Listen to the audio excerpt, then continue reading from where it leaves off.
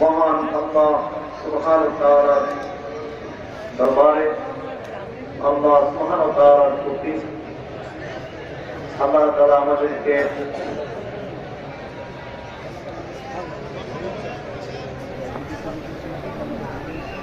আজকের এই মাহফিলে উপস্থিত করিয়েছেন, হাজির করিয়েছেন। আল্লাহর দরবারে শুকর, অন্তরে অন্তঃস্থল হতে আমরা সকলে একবার করি আলহামদুলিল্লাহ।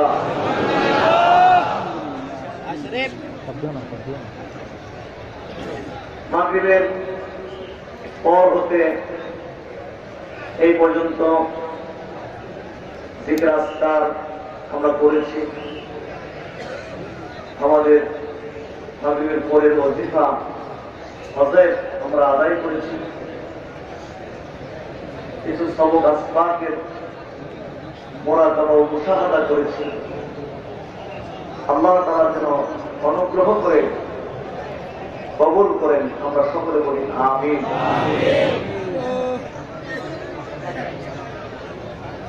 মুনাজাত করবেন অল্প সময়ের মধ্যে, মোনাজাত।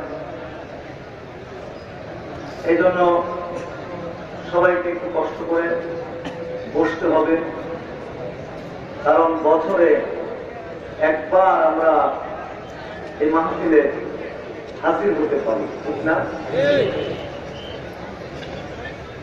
এবছর মাহফিল বিদায় হয়ে গেলে আগামীতে যে আমরা আসতে পারবো এরকম কোন গ্যারান্টি। 50 বছর 60 বছর পর্যন্ত ওই দরবারে আসতো, তাজা হয় নাই, কোনো সময় মিস হয় নাই। কিন্তু এবছর আসতে পারে নাই, বয়স হয়ে গেছে, মাজুর হয়ে গেছে, এরকম আসে না নাই? কয়েকজনই আমার বলছে যে হুজুর আমার বাবা, কেউ বলছে আমার দাদা গত বছর আসতো, এবার হুজুর অসুবিধা আসতে পারে নাই, বাড়ি বইরে বইরে কান্দাছে। যার জীবনে হয়তো আমার দেওয়া হবে না, আজকের এই মাহফিলে আমরা যারা এসেছি তাদের মধ্যে আবার এরকম আছে, যারা এসেছি তাদের মধ্যে এরকম আছে আসার উপযুক্ত না, আসার উপযুক্ত না, মাজুর হয়ে গেছে, চোখে ভালো করে দেখে না, ভালো করে হাঁটতে পারে না, 70 ঊর্ধ্ব বয়স হয়ে গেছে। মাহফিলে আসাটা কষ্টদায়ক, তারপর মনে মানে নাই যে আগামীতে আবার না আসতে পারি, পাগল পাগল হইয়া মাহফিলে হাজির করেছি। বলি আলহামদুলিল্লাহ। আমরা আসতে পারবো এরকম কোন গ্যারান্টি নেই। সুতরাং আমাদেরকে একটু কষ্ট স্বীকার করতে হবে, এসেছি কষ্ট করার জন্যেই। সুতরাং কষ্ট স্বীকার করে একটু বসতে হবে। সবসময় আমি মোনাজাতের আগে কিছু কথা রাখছি।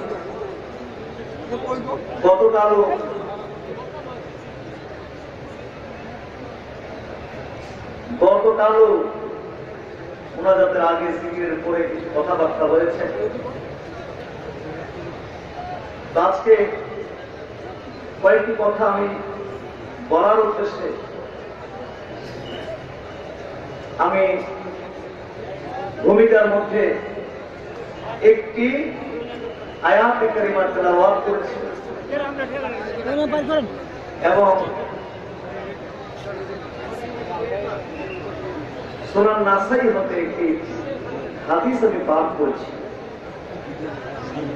এই দুটোকে সামনে রেখে আমি কিছু কথা বলতে চাই। এই আয়াত কারিমা এবং এই হাদিস খানার মধ্যে আল্লাহ সুবহানাহু ওয়া তাআলা এবং আমাদের মহানবী সাল্লাল্লাহু আলাইহি ওয়াসাল্লাম মাদক সম্পর্কে, মাদক নিয়ে, নেশা নিয়ে আমাদের উদ্দেশ্যে ওয়াজ করেছেন, আমাদের উদ্দেশ্যে নসিহত করেছেন। আমরা বলি আলহামদুলিল্লাহ। আজকের এই দ্বিতীয় দিনের জন্য আমি এই বিষয়টা রেখেছি। অনেকে বলেছে যে এই বিষয়টা দ্বিতীয় দিনে আপনি কিছু আলোচনা করেন, যদিও বিভিন্ন জায়গায় আলোচনা হয়েছে অবশ্য। কারণ এইভাবে সবাইকে এক জায়গায় পাওয়া এটা কঠিন ব্যাপার, কি বলেন, ঠিক না? তো মাদক নিয়ে, নেশা নিয়ে এই আয়াতে কারিমা এবং এই হাদিস খানার মধ্যে আল্লাহ সুবহানাহু ওয়া তাআলা এবং আমাদের মহান নবী সাল্লাল্লাহু আলাইহি সাল্লাম আমাদের জন্য ওয়াজ করেছেন, আমাদের জন্য নসিহত করেছেন। আমরা বলি আলহামদুলিল্লাহ। এই বিষয়টা এজন্য বলবো কারণ আজকে শহর হতে শুরু করে একেবারে নিভৃত গা, পাড়া গা পর্যন্ত মাদক এবং নেশায় সয়লাভ হয়ে গেছে। সুশীল সভ্য সমাজ হতে শুরু করে রাজনীতিবিদ, শিক্ষাবিদ, নারী, পুরুষ, যুবক, যুবতী, এমনকি ভিক্ষুক, টোকাই পর্যন্ত বর্তমানে নেশা করে ড্রাগ এডিক্টেড হচ্ছে,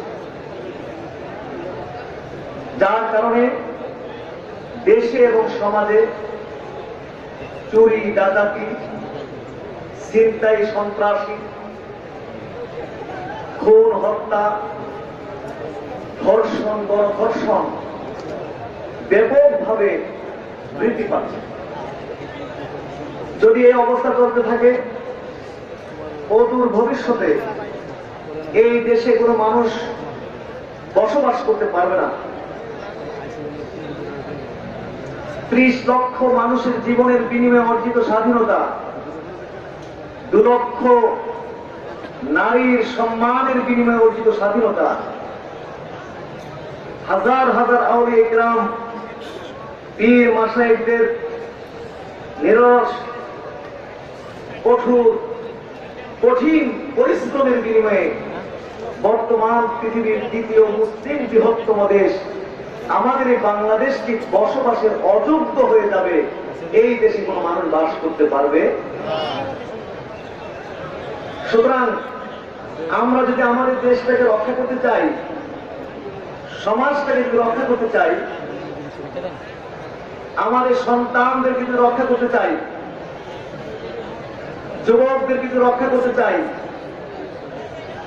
আমাদের দেশটিকে যদি সন্ত্রাসী মুক্ত করতে চাই, খুন হত্যা মুক্ত করতে চাই, ধর্ষণ, গণধর্ষণ মুক্ত করতে চাই, অপরাধ মুক্ত করতে চাই, তাহলে এই মুহূর্ত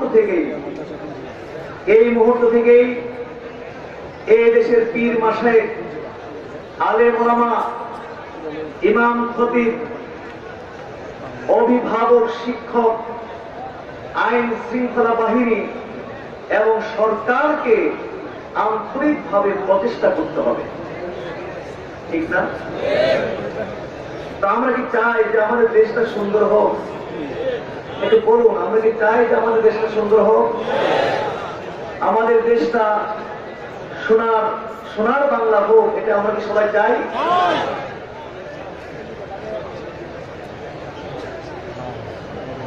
তা আমি যে বিষয়গুলো উল্লেখ করলাম এগুলো ইনশাআল্লাহ ধাপে ধাপে আপনাদের সাথে পূর্ণাঙ্গ বা বিস্তারিত আলোচনা হবে। তবে আজকে মাদক মুক্ত সমাজ, মাদক মুক্ত বাংলাদেশ গড়ার উদ্দেশ্যে, মাদক মুক্ত সমাজ এবং মাদক মুক্ত বাংলাদেশ গড়ার লক্ষ্যে আমরা আজকে আপনাদের সামনে কয়েকটি কথা বলতে চাই। এই জন্য কোরআনে কারীম হতে একটি আয়াতে কারীমা পড়েছি, একটি হাদিস পড়েছি। এই দুটোকে সামনে রেখে এই বিষয়ে আজকে আপনাদের সাথে কিছু কথা হবে। এই জন্য প্লিজ সবাইকে একটু ধৈর্য ধরতে হবে।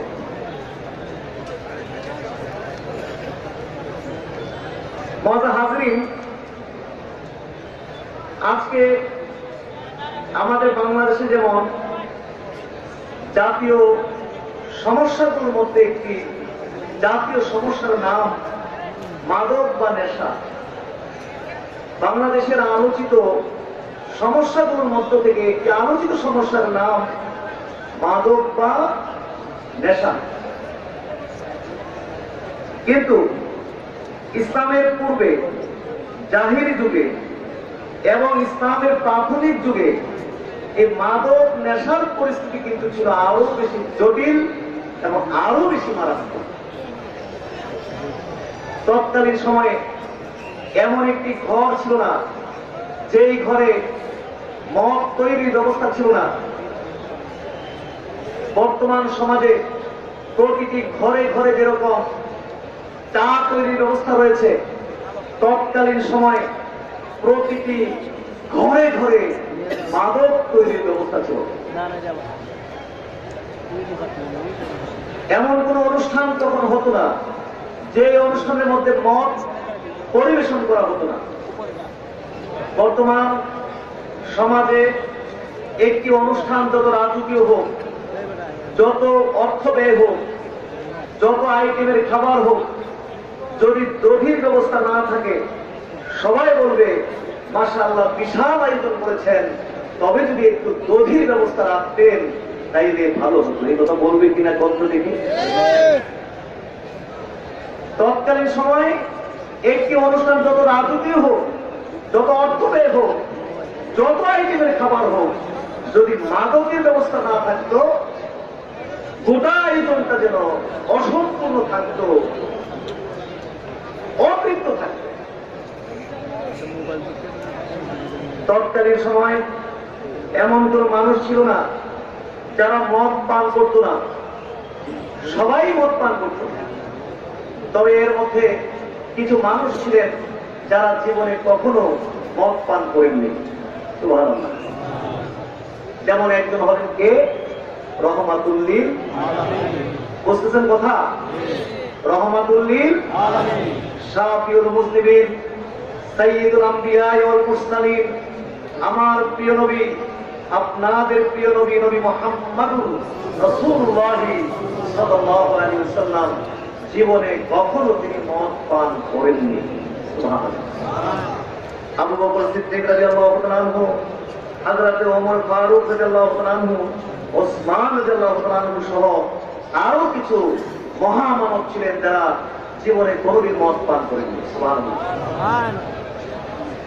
এমনকি জাহিলি যুগে, ইসলামের পূর্বে জাহিলি যুগেও কিছু মানুষ ছিল যারা মাদকের কুফলটা বুঝতে পেরেছিল, মাদকের ক্ষতিকর দিকগুলো বুঝতে পেরেছিল। মাদকের ক্ষতিকর দিকগুলো বুঝে, কুফলগুলো বুঝে জাহিলি যুগে কিছু মানুষ ছিল যারা নিজের উপরে নিজে মদকে, মাদককে নিষিদ্ধ করে দিয়েছিল, নিজের উপরে নিজে মদকে হারাম করে দিয়েছিল। যেমন তাদের মধ্যে একজন, তার নাম হলো আসেম। লোকটার নাম হলো আসেম। এই লোকটা মদ পান করেছে। মদ পান করে একটি যুবতীর কাছে গেছে এবং ওই যুবতীর সাথে খুবই খারাপ আচরণ শুরু করেছে। যুবতীকে টাচ করা, উত্তপ্ত করা, বিরক্ত করা, ইফতিজিং করা, এইগুলো শুরু করেছে। কিন্তু লোকটা তখন পুরোপুরি মাতাল হয় নাই, অর্থ মাতাল, পুরোপুরি মাতাল হয়নি। নিজেকে একটু শক্তভাবে সামলিয়ে তীক্ষ্ণ নজর দিয়ে ওই যুবতীর দিকে লক্ষ্য করে উনি বুঝতে পারলো যে উনি যেই যুবতীর সাথে এই ধরনের আচরণগুলো করছে ওই যুবতী অন্য কেহ না, বরং নিজের মেয়ের সাথে তিনি এই ধরনের আচরণ করছেন। এত আসতে হবে আরো জোরে। তখন আসেন বলল যে মাদক স্ত্রী এবং মেয়ের মধ্যে পার্থক্য করতে পারে না, যে মাদক স্ত্রী এবং বোনের মধ্যে পার্থক্য করতে পারে না, যে মাদক স্ত্রী এবং মায়ের মধ্যে পার্থক্য করতে পারে না, এটা কখনো মানুষের জন্য কল্যাণকর কিছু হতে পারে না, এটা মানুষের জন্য উপকারী কিছু হতে পারে না। আমি এই মুহূর্তে শপথ করলাম, প্রতিজ্ঞাবদ্ধ হলাম, আমার জীবনে আর কোনদিন মদ পান করব না। আরো জোরে। তো এই ছিল তৎকালীন সময়ে মাদকের পরিস্থিতি। করে করে ইসলামের প্রথম দিকে মানুষ মত মাতলামি করে বেড়াতো, ঝগড়াঝাটি করে বেড়াতো, খুন খারাপি করে বেড়াতো, চান্দাবাজি করে বেড়াতো, সন্ত্রাসী করে বেড়াতো। এলাকার যে সুন্দর সুশৃঙ্খল পরিবেশ ছিল নষ্ট করে ফেলত, ধ্বংস করে ফেলত। এতে বেশি কষ্ট পেতেন হযরত ওমর রাদিয়াল্লাহু তাআলা। আমরা সবাই চিনি হযরত ওমরকে, আমরা সবাই চিনি না? তিনি যে রাস্তায় চলতেন শয়তান চলত না সেই রাস্তায়। যদি শুধু দেখছে যে হযরত ওমর আসতেছে, সাথে সাথে রাস্তা ছেড়ে পালিয়ে শয়তান অন্যদিকে চলে যেত। বলুন না সুবহানাল্লাহ। হযরত ওমর মানুষের এই সমস্ত আচার আচরণে ব্যথিত হয়ে কষ্ট পেয়ে আল্লাহ রাসূলের কাছে কিছু সাহাবী নিয়ে গেলেন। গিয়ে আল্লাহ রাসূলকে বললেন যে আল্লাহ রাসূল দেখুন মানুষ মদ খেয়ে গিয়ে কি করছে, দেখুন মারামারি করছে, খুন খারাপি, সন্ত্রাসী, চাঁদাবাজি, এলাকার যে সুন্দর সুশৃঙ্খল পরিবেশটা নষ্ট করে দিচ্ছে, ধ্বংস করে দিচ্ছে। আল্লাহ সুবহানাহু ওয়া তাআলা আপনার উপরে এত বিধি বিধান নাযিল করতেছেন, এত আইন কানুন নাযিল করতেছেন, বিধান নাযিল করতেছেন, কিন্তু মদ জোয়ার এত ক্ষতি থাকার পরেও আল্লাহর পক্ষ থেকে এই পর্যন্ত আমরা মদ জোয়ার ব্যাপারে কোনো বিধান পাচ্ছি না, নির্দেশ পাচ্ছি না। এই জন্য আসলে আমরা এসেছি আল্লাহ রাসূল আপনার কাছে এই মদ জোয়ার জিনিসগুলো আসলে কি এই ব্যাপারে জানতে এসেছি, এই ব্যাপারে আমাদেরকে একটু বলুন। আল্লাহ রাসূল কিছু বলেন না, কারণ নবী তো ওহী ছাড়া কোনো কথা, ওমা ইয়ানতিকু আনিল হাওয়া ইন হুয়া ইল্লা ওয়াহয়ুন ইউহা, নবী তো ওহী ছাড়া কোনো কথা বলেন না। চুপ থাকতেন নবী, ওহীর জন্য তিনি অপেক্ষা করতে লাগলেন। এর মধ্যে মহান আল্লাহ সুবহানাহু ওয়া তাআলা আমাদের নবীর উপরে আয়াতে কারিমা নাযিল করে দিলেন। বলুন সুবহানাল্লাহ। ইয়াসআলুনাকা আনিল খামরি ওয়াল মাইসির কুল ফীহিমা ইসমুন কাবীরুন ওয়া মানাফিউ লিন-নাস ইস ওয়া ইসমুহুমা আকবারু মিন নাফিহিমা। বলুন সবাই সুবহানাল্লাহ। নবী আপনি তো ওই ছাড়া কোনো কথা বলেন না, এই জন্য তাদের প্রশ্নের জবাব আপনি দেননি। ঠিক আছে, তাদের প্রশ্নের জবাব আপনি বলে দিন। ইয়াসআলুনাকা আনিল খামরি ওয়াল মাইসির, তারা মদ জুয়ার ব্যাপারে আপনাকে প্রশ্ন করে, আপনি ওই ছাড়া কোনো কথা কন না, ওই ছাড়া কোনো কথা বলেন না, এই জন্য তাদের প্রশ্নের জবাব আপনি দেননি। ঠিক আছে, তাদের প্রশ্নের জবাব বলে দিন। কোন তাদের প্রশ্নের জবাব বলে দিন ফীহিমা ইসমুন কাবীর, এই মদ জুয়া উভয়ের মধ্যে রয়েছে বড় পাপ, ওয়া মানাফিউ লিন-নাস, এবং রয়েছে মানুষের জন্য কিছু উপকার, ওয়া ইসমুহুমা আকবারু মিন নাফিহিমা, এবং উপকার হতে পাপ অনেক বড়। এই আয়াতটা নাযিল হলো। বলুন না সুবহানাল্লাহ। এই আয়াতের মধ্যে কি আল্লাহ তাআলা কি বলছেন আমরা কি বুঝতে পেরেছেন? এই আয়াতের মধ্যে আল্লাহ তাআলা বলছেন যে মদ জুয়ার মধ্যে রয়েছে নানা ধরনের বড় বড় পাপ, আর আছে কি মানাফিউ লিন-নাস, মানুষের জন্য এর মধ্যে কিছু উপকারও আছে। নানা ধরনের পাপ আছে, এই কথাটা বলার সাথে সাথে আবার একটু বলে দিলেন এর মধ্যে সামান্য কিছু উপকার আছে। এটা তিনি কেন বললেন? কারণ আল্লাহ তাআলা চাচ্ছেন না যে এই আয়াতের মধ্যে মদটা হারাম হয়ে যাক, মদটা এই আয়াতের মধ্যে হারাম হয়ে যাক, এটা চাচ্ছেন না। কারণ আল্লাহ তার বান্দা সম্পর্কে সবচেয়ে বেশি জানেন। হুট করে হারাম করে দিলে আমার বান্দা এটা মেনে নিতে পারবেন না, এই জন্য প্রথম ধাপে হারাম করতে চাচ্ছেন না। এই জন্য নানা ধরনের পাপ আছে, এই কথাটা বলার সাথে সাথে একটু বলে দিলেন যে হ্যাঁ এর মধ্যে সামান্য কিছু উপকার আছে। বলুন না সুবহানাল্লাহ। এর মধ্যে কি উপকার? উপকার কেউ আবিষ্কার করতে পারে না। এর মধ্যে নাই স্বাস্থ্যের জন্য কোনো উপকার, এর মধ্যে নাই সামাজিক কোনো উপকার, এর মধ্যে নাই পারিবারিক কোনো উপকার। কি বলেন, কোনো উপকার আছে নাকি? স্বাস্থ্যের কোনো উপকার আছে? বরং স্বাস্থ্যের জন্য কি আছে? জোরে বরং কি আছে? মদ পান করলে কি হয়? মদ পান করলে, যারা মদ পান করে, মদ পান করলে রোগ প্রতিরোধ ক্ষমতা, শরীরের যে রোগ প্রতিরোধ ক্ষমতা রয়েছে, এই রোগ প্রতিরোধ ক্ষমতা নষ্ট হয়ে যায়। মদখোরদের কিডনিগুলো খুব দ্রুত নষ্ট হয়ে যায়, মদখোরদের লিভারগুলো খুব দ্রুত নষ্ট হয়ে যায়। মদ পান করলে, নেশা করলে সাময়িকভাবে যৌনাসক্ত বৃদ্ধি পেলেও, সাময়িকভাবে যৌনাসক্ত বৃদ্ধি পেলেও একটি মানুষ খুব দ্রুত যৌন শক্তি হারিয়ে ফেলে, যৌন শক্তি নষ্ট হয়ে যায়। এইভাবে অসংখ্য রোগ ব্যাধি শরীরের মধ্যে বাসা তৈরি করে এবং একজন মানুষকে খুব দ্রুত মৃত্যুর দিকে ঠেলে দেয়। WHO, জাতিসংঘের যে স্বাস্থ্য বিষয় সংস্থা রয়েছে, WHO সারা পৃথিবীব্যাপী জরিপ করে দেখেছে, সারা পৃথিবীতে প্রতি বছরে 40 লক্ষের উপরে মানুষ মারা যাচ্ছে শুধু মাদকের কারণে। তাহলে স্বাস্থ্যের জন্য কোনো উপকার পেয়েছেন?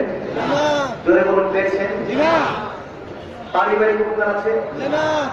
একটি পরিবার ধ্বংসের জন্য একজন মাদকাসক্ত ব্যক্তি যথেষ্ট। এই স্লোগানটাকে আমার মুখ থেকে শুনলেন না আরো অনেক শুনেছেন? একটু হানা করতে হবে। একটি পরিবার ধ্বংসের জন্য একজন মাদকাসক্ত ব্যক্তি। একটি পরিবার যত সম্ভ্রান্ত হোক, যত অর্থ সম্পদের মালিক হোক, যত নাম করা জমির হোক, একজন ব্যক্তির যত বিশাল বড় ব্যক্তিত্ব হোক, তার পরিবারের মাত্র একটি সদস্য যদি ড্রাগ এডিক্টেড হয়ে যায়, নেশাগ্রস্ত হয়ে যায়, এই পরিবারের সুখ শান্তি ধ্বংস হয়ে যায়, সুখ শান্তি ধ্বংস হয়ে যায়। 24 ঘন্টা তাকে নিয়ে পরিবারের সদস্যরা আতঙ্কের মধ্যে থাকতে হয়। না জানি সে কোন ঘটনা ঘটাই ফেলে, না জানি সে কারে খুন করে ফেলে, না জানি সে কাকে ধর্ষণ করে ফেলে। 24 ঘন্টাই তাদেরকে আতঙ্কের মধ্যে থাকতে হয়। কি বলেন, ঠিক না? এই জন্য আমাদের দেশে আমরা দেখছি আমরা দেখছি যে মাদকাসক্ত ভাইয়ের হাতে বহু ভাই এই দেশে খুন হচ্ছে নাকি?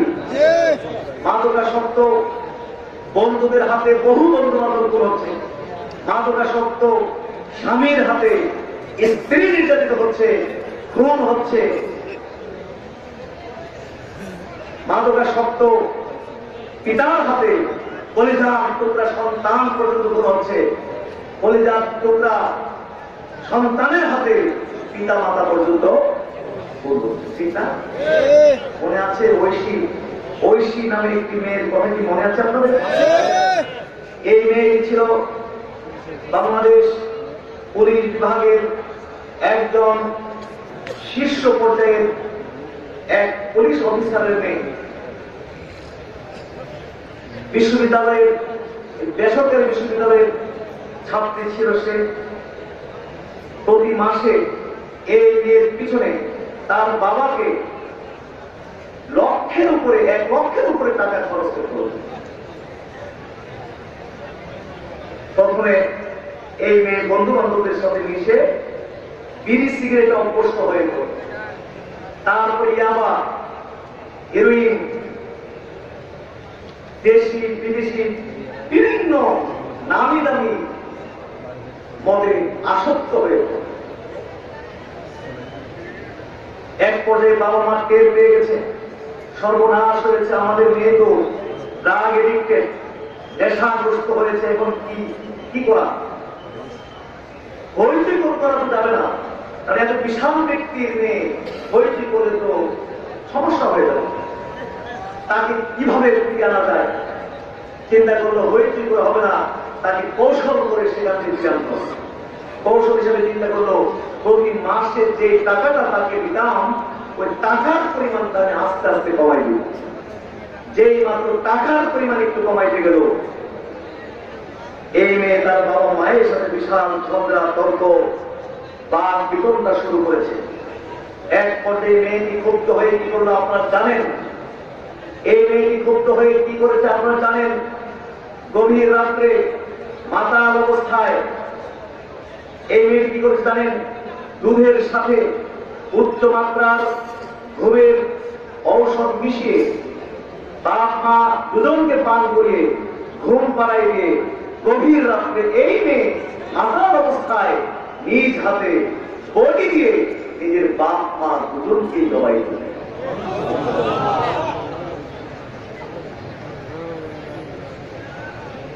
সে তার সাজা ভোগ করছে বর্তমানে। একটি ঘটনা শুধু আপনাদের শোনালাম। বাংলাদেশে কি শুধু এই একটি ঘটনা আরো আছে? একটি ঘটনা আরো আছে। তাহলে বলুন, এর মধ্যে পারিবারিক কোন উপকার কি পাওয়া গেছে? এর মধ্যে নাই সামাজিক কোন উপকার। সামাজিক কোন উপকার আছে? আমরা এত খারাপ হয়ে গেছি, এত নিচে আমরা চলে গেছি। হিংসার আগুনের তীব্রতা এত বেশি আমাদের অন্তরের মধ্যে জমা হয়েছে। কারো ছেলে মেয়ে নষ্ট হয়ে যায়, এই খবর শুনলে ভিতরে ভিতরে আমরা খুশি হই। ওপর দিক থেকে যেমনই দেখা, ভিতরে ভিতরে আমরা কি হই? খুশি। যে অমুকের ছেলেরা চোর হয়ে গেছে, টাকা সন্ত্রাসী হয়ে গেছে, মদখোর গাঁজাখোর হয়ে গেছে, এই খবর শুনলে ভিতরে ভিতরে আমরা কি হই? খুশি। কিন্তু এই চিন্তাটা করি না যে আজকে তার ছেলেটা নষ্ট হয়ে গেছে, তার ছেলে দ্বারা তো আমার ছেলেটাও নষ্ট হতে পারে। আর এইভাবেই তো আজকে আমাদের যুব সমাজ দিন দিন ধ্বংসের দিকে চলে যাচ্ছে, ঠিক না?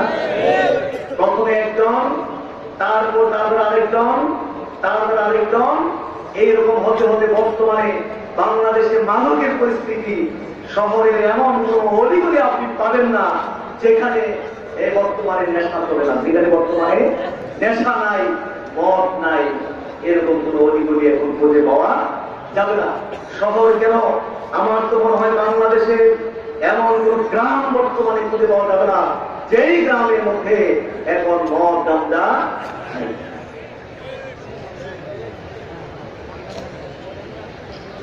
এবং এই যে মদখোর, এবং অবাক হবেন, এই এরা খুব সংঘবদ্ধ এবং ওরা থাকে কেমনে? সংঘবদ্ধ হয়ে চলে। তাদের কাজটা কি? বিভিন্ন অপরাধ করা। চুরি করবে, ডাকাতি করবে, ছিনতাই করবে, সন্ত্রাসী করবে। এমন কোন অপরাধ নাই যে তারা করে। অবাক হয়ে যাবে, ছোট ছোট বাচ্চারা পর্যন্ত এখন নেশা করে। এখন ওদের গ্রুপের নাম পর্যন্ত আছে কিশোর গ্যাং। দেখেন নাম দিচ্ছি কি? কিশোর গ্যাং। কিশোর গ্যাং। মাত্র 500-1000 টাকার বিনিময়ে বড় বড় হত্যাকাণ্ড পর্যন্ত এই 13-14 বছরের ছেলেরা ঘটাই ফেলতে সক্ষম হয়েছে।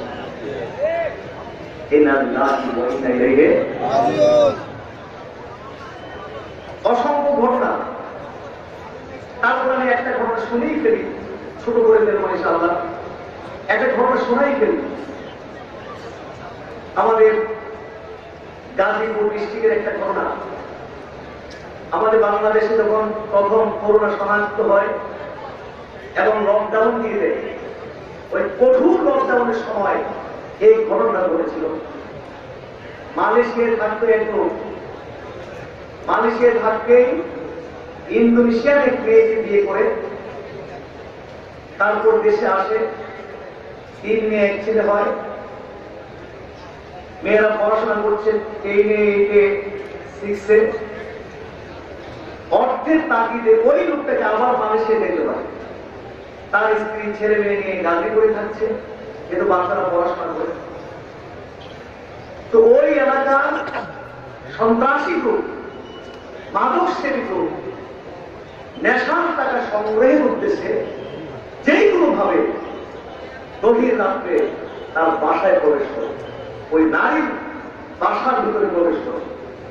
কারণ নেশাখোরদের হাতে যদি নেশার টাকা না থাকে মাথা ঠিক থাকে সারা বাসা তল্লাশি করে মাত্র 30,000 টাকা পেল। বলুন দেখি কত টাকা পেল? 30,000 টাকা।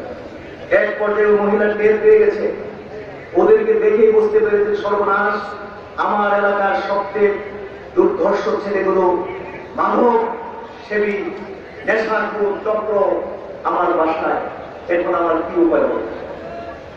পরে কি হয়েছে? কি হয়েছে?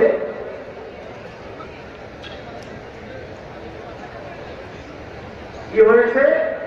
ওরা সবাই মিলে এই নারীকে গণধর্ষণ করেছে। শুধু এই নারীকেই নয়, তার 10-এ পড়ুয়া, 8-এ পড়ুয়া, 6-এ পড়ুয়া 3 মেয়েকে গণধর্ষণ করেছে। এই ঘটনাকে পুরোপুরি আপনার ধামাকা দেওয়ার জন্য শেষ পর্যন্ত গণধর্ষণ করে ওরা থামেনি, বরং ওদের সবাইকে খুন করে দিয়েছে। জোরে বলুন।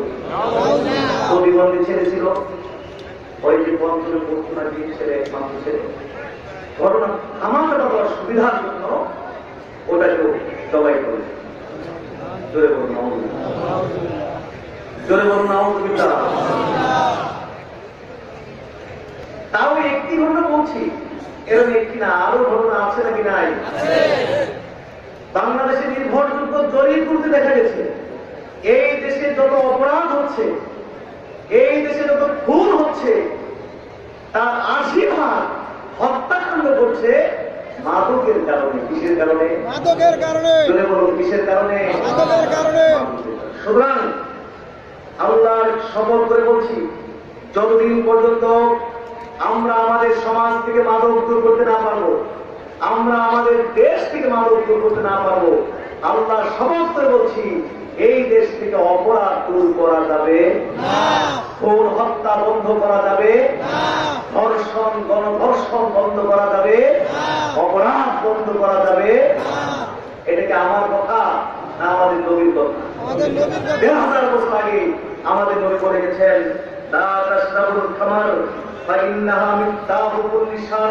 আল্লাহ রাসূল বলেছেন, তোমরা মদ পান করবে না, কারণ মদ হচ্ছে সমস্ত অন্যায় অপরাধের চাবি। অন্যায় অপরাধের চাবি। কে বলেছেন এই কথাটা?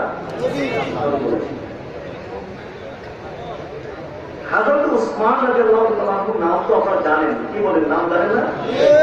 হযরত উসমান, তিনি যখন মুসলিম জাহানের খলিফা, গোটা মুসলিম জাহানের প্রেসিডেন্ট, গোটা মুসলিম জাহানের অধিপতি প্রেসিডেন্ট, তখন তিনি জাতির উদ্দেশ্যে একটি ভাষণ দান করেছিলেন। আমাদের মহামান্য রাষ্ট্রপতি জাতির উদ্দেশ্যে ভাষণ দেন না? মাননীয় প্রধানমন্ত্রী জাতির উদ্দেশ্যে ভাষণ দেন কিনা? হ্যাঁ, এটি তাদের নিয়ম। হযরত উসমান যখন গোটা মুসলিম জাহানের খলিফা, জাতির উদ্দেশ্যে তিনি একটি ভাষণ দিয়েছিলেন। সূরা নাসের মধ্যে ভাষণ এসেছে। তিনি তার ভাষণে বললেন, ইজতানিবুল খামার ফাইন্নাহা উম্মুল খাবায়েস। জাতিকে লক্ষ্য করে তিনি বললেন, তোমরা মদ থেকে বেঁচে থাকো। ইজতানিবুল খামার, তোমরা মদ থেকে বেঁচে থাকো, মদ পরিহার করো।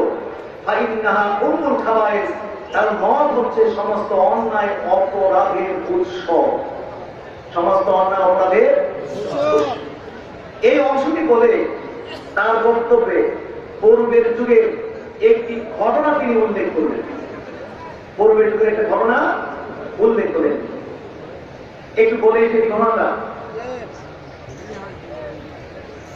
তিনি বললেন যে তোমাদের পূর্ব যুগে একজন আল্লাহর ওলি ছিলেন। ইন্নাহু কানা রাজুলুন মিম্মান খালা কাবলাকুম তাআফারা। নিশ্চয় ছিলেন একজন ব্যক্তি, মিম্মান খালা কাবলাকুম, তোমাদের পূর্ববর্তী যুগে। তাআফারা, এই লোকটা খুবই ইবাদত করত। তার মানে সহজ কথা হলো যে তোমাদের পূর্ববর্তী যুগে একজন আল্লাহর ওলি ছিলেন। করুণা সুবহানাল্লাহ। কি ছিলেন? আল্লাহর ওলি ছিলেন।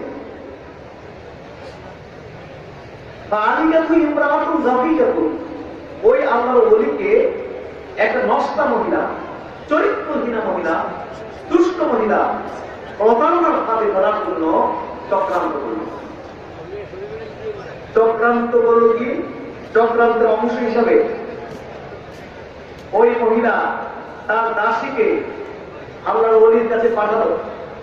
দাসী এসে আল্লাহর ওলিকে বলল, ইন্নালা দুউতালি শাহাদা, আমরা আপনাকে একটু ডাকছি একটা সাক্ষী দেওয়ার জন্য, আপনি সাক্ষীটা দিলে আমাদের বড় উপকার হবে। আল্লাহর ওলি যারা তারা একটু সরল টাইপের হবে, কি বলেন ঠিক না? আল্লাহর ওলিরা কি এত আঁকা বাঁকা রাস্তা চিনেন?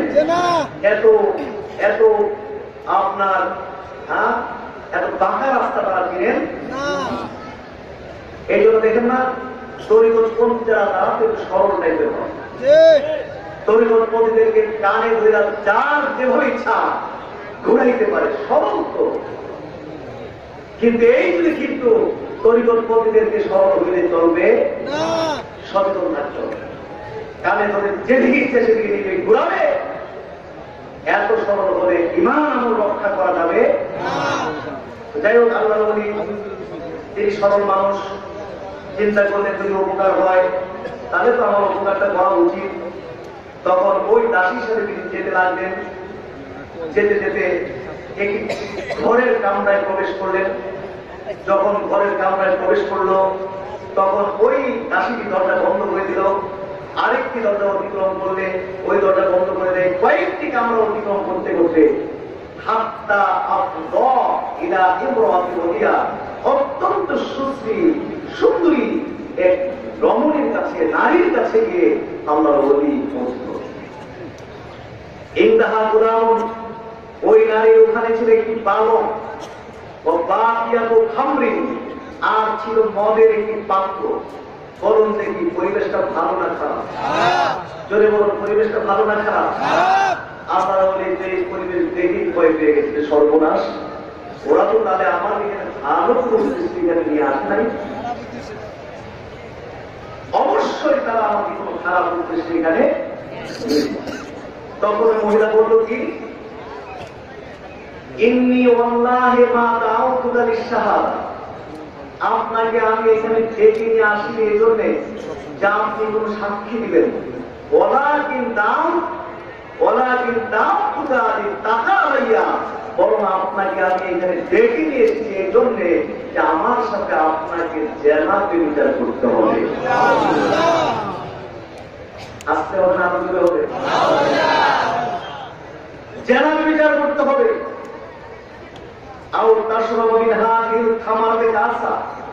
অথবা এই যে মদের পাত্র দেখছেন, এখান থেকে আপনাকে এক গ্লাস মদ পান করতে হবে। অথবা ওখানে যে বালকটি দেখেছেন, ওই বালকটিকে আপনার খুন করতে হবে।